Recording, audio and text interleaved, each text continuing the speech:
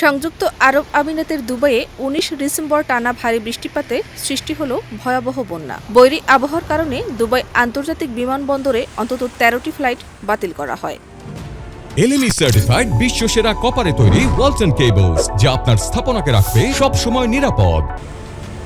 আন্তর্জাতিক সংবাদ মাধ্যমগুলো জানায়, ডিসেম্বরে এটি ছিল মৌসুমের সবচেয়ে ভারী বৃষ্টিপাত। ১৮ ও ১৯ ডিসেম্বর টানা ২ দিন ধরে চলা প্রবল বর্ষণে দুবাইয়ের বহু সড়ক, আবাসিক এলাকা ও বাণিজ্যিক অঞ্চল পানিতে তলিয়ে যায়। বাড়িঘর, হোটেল ও বিপণী বিতানে ঢুকে পড়ে বন্যার পানি। বজ্রপাত ও বজ্রধ্বনির কারণে প্রতিবেশী শারজা বিমানবন্দরেও ফ্লাইট চলাচলের বিঘ্ন ঘটে।